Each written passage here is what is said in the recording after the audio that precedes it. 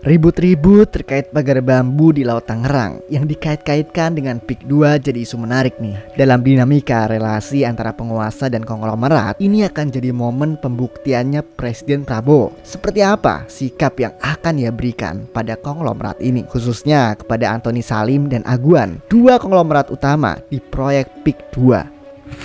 Hubungan antara kekuasaan politik dan kapitalisme selalu jadi sorotan di Indonesia. Apalagi jika masalah ini udah menyangkut level penguasa di tingkat presiden dan pengusaha di level konglomerat. Antoni Salim dan Sugianto Kusuma alias Aguan, dua konglomerat yang namanya paling banyak dibicarakan dalam 2 minggu terakhir. Ketiga tokoh ini berada dalam perbincangan hangat publik terkait isu besar yang sedang berkembang, yakni kasus pagar bambu sepanjang 30 km di Laut Tangerang yang dikait-kaitkan dengan proyek reklamasi Pantai Indah Kapuk 2. Proyek ini merupakan kolaborasi antara dua konglomerat besar, Salim dan Aguan, yang sebelumnya dikenal dekat dengan pemerintahan Joko Widodo. Isu pagar laut ini mencuat setelah Menteri Agraria dan Tata Ruang BPN Nusron Wahid mengungkapkan bahwa perairan di sekitar pagar laut itu telah memiliki sertifikat hak guna bangunan dan sertifikat hak milik. Perusahaan dan perorangan yang memiliki SHGB dan SHM itu disebut terafiliasi dengan proyek PIK 2. Fakta ini memunculkan pertanyaan besar karena sertifikat-sertifikat itu diterbitin untuk wilayah lautan yang jelas melanggar peraturan perundang-undangan. Penerbitan sertifikat tersebut terjadi di era Jokowi di bawah kepemimpinan Hadi Cahyanto sebagai Menteri ATR BPN. Selain persoalan hukum, dampak sosial dari kasus ini juga sangat besar. Nelayan kecil di wilayah tersebut mengeluhkan sulitnya mengakses area melaut akibat pagar bambu yang menghalangi mereka. Situasi ini memunculkan konflik kepentingan yang tajam antara elit kapitalis dan masyarakat kecil, menimbulkan tekanan sosial yang harus segera diselesaikan oleh pemerintahan baru Prabowo. Jadi sekarang pertanyaannya gini, akan seperti apa Prabowo sebaiknya menyikapi polemik ini ya? Antoni Salim melalui Salim Group dan Sugianto Kusuma dengan Aguan Sedayu Group adalah dua konglomerat besar yang memiliki hubungan erat dengan kebijakan strategis pemerintahan sebelumnya atau di era Jokowi.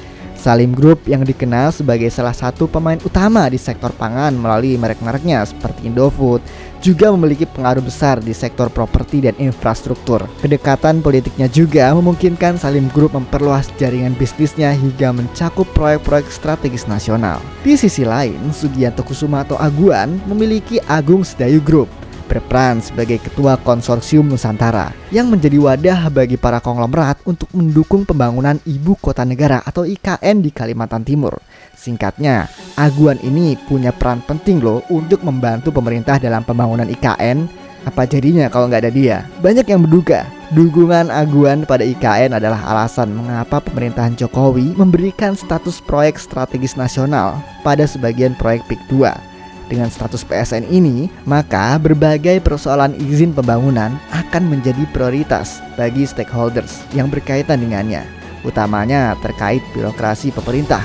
Relasi antara pemerintah dan konglomerat ini menunjukkan bahwa kebijakan besar seringkali dirancang dengan menggandeng pengusaha-pengusaha sebagai mitra strategis pemerintah. Namun, pola seperti ini juga berpotensi menimbulkan pelanggaran hukum dan konflik kepentingan.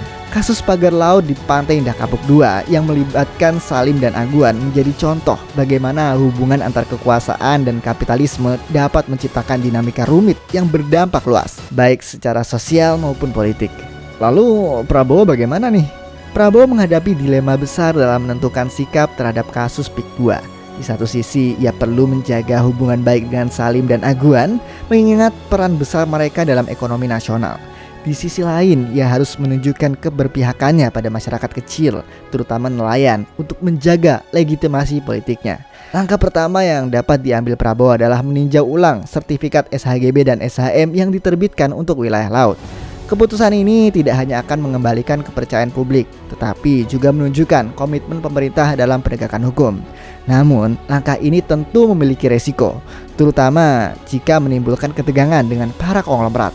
Selain itu, Kurt Polanyi dalam The Great Transformation menyoroti bagaimana kapitalisme seringkali menciptakan fictitious commodities seperti tanah dan laut yang seharusnya tidak dikomodifikasi.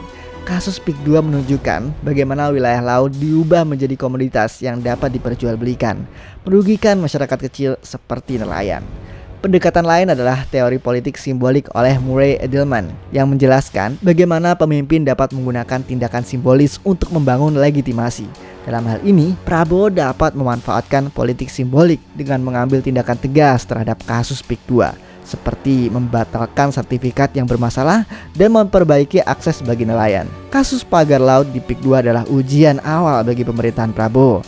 Bagaimana ia menangani isu ini akan menentukan arah relasi antara kekuasaan politik dan kapitalisme di Indonesia. Jika Prabowo memilih untuk melanjutkan pola relasi Jokowi dengan konglomerat besar, maka kapitalisme negara akan tetap jadi ciri yang utama. Namun, jika ia mengambil langkah tegas untuk melindungi kepentingan rakyat kecil, maka Indonesia mungkin akan memasuki era baru yang lebih berkeadilan. Pada akhirnya, keputusan ini ada di tangan Prabowo.